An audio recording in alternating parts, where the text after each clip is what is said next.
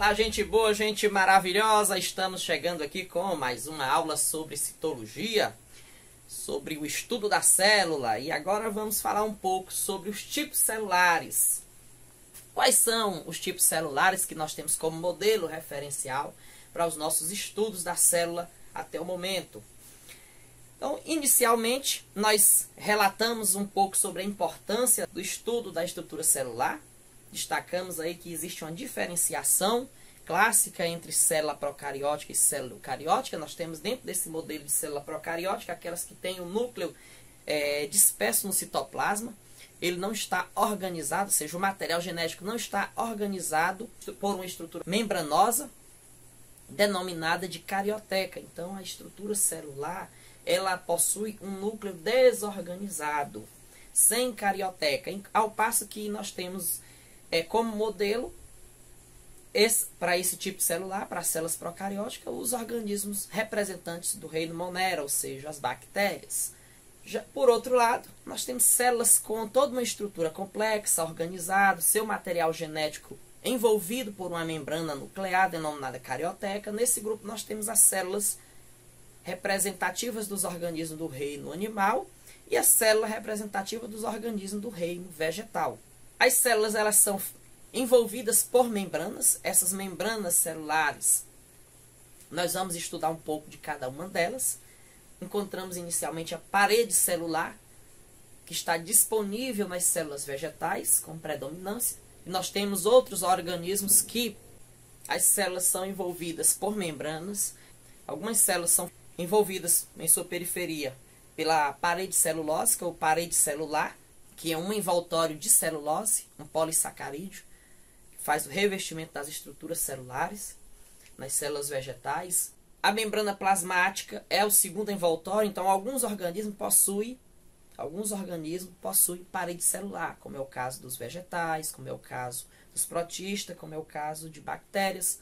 Outros organismos, a primeira barreira, ou seja, o primeiro envoltório celular é a membrana plasmática. Não possui parede celular, possui a membrana plasmática. Parede celular, referenciando como um envoltório polissacarídeo, que é a celulose.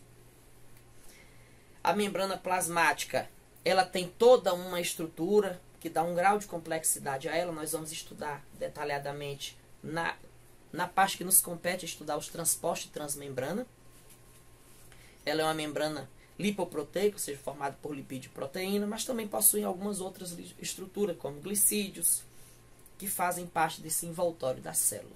A membrana plasmática, por natureza química, ela é uma membrana lipoproteica, visível ao microscópio eletrônico. Essa bicamada lipídica só consegue ser visualizada com auxílio do microscópio eletrônico. A estrutura geral, a delimitação, vamos assim dizer, nós conseguimos visualizar por meio do microscópio óptico, que é esse microscópio mais simples.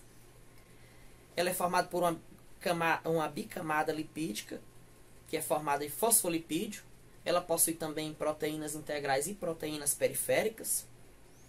Ela possui uma região polar na sua estrutura da bicamada lipídica. Nós temos uma região polar e uma região apolar. A região polar é aquela que está voltada ou para o meio externo da célula ou para o meio interno da célula, desde que a área que possa ter contato mais direto com a água. Enquanto que a camada apolar está voltada para o interior da membrana, ou seja, onde não há ali contato com a água.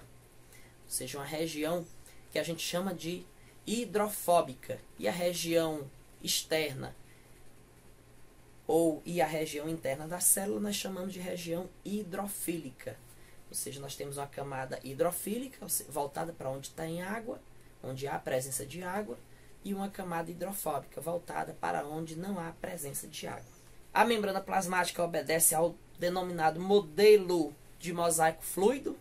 Esse modelo do mosaico fluido é justamente pelo fato de todas as substâncias que estão na estrutura da membrana elas se encaixarem, formando uma espécie de mosaico. E é fluido porque ela permite a passagem de substâncias, seja de fora para dentro da célula, seja de dentro para fora da célula, por meio de um processo que a gente chama de permeabilidade seletiva, que ela seleciona o que vai entrar e o que vai sair da célula. Estrutura que compõe a membrana plasmática, a gente visualiza a presença aí da estrutura do fosfolipídio, que é o lipídio que compõe a membrana plasmática, com sua camada hidrofílica e sua camada hidrofóbica, sendo que a camada hidrofóbica está voltada para o interior da bicamada lipídica, e a região hidrofílica está voltada para o meio externo à bicamada lipídica. As células possuem algumas características que permitem ela ter o reforço celular. Nós temos algumas especializações dessas células, como no caso do glicocálice, é um reforço mais externo da membrana plasmática, da maioria das células animais, que oferece resistência, proteção, identificação celular, além de permitir uma adequação ao meio e, é claro, a adesão celular. Então, ela vai identificar substâncias estranhas, organismos estranhos, então ela participa desse reconhecimento. Nós temos os canais de comunicação das substâncias com o meio intra e o meio extracelular, são chamados gap juncs, são junções comunicantes, que permitem a passagem de substâncias de uma célula para outra. E temos a especialização da membrana como as interdigitações, são essas comunicações entre uma célula e outra.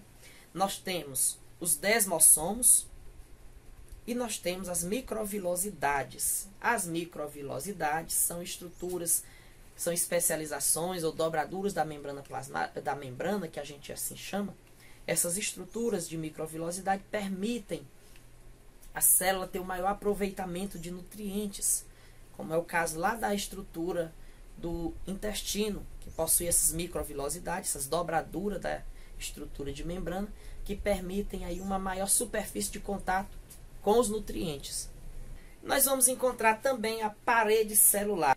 Ela é um reforço externo à membrana celular, encontrada nas células vegetais e em algumas bactérias, que é dotada de grande resistência, que lhe confere capacidade de proteger e de sustentar as células onde ela ocorre.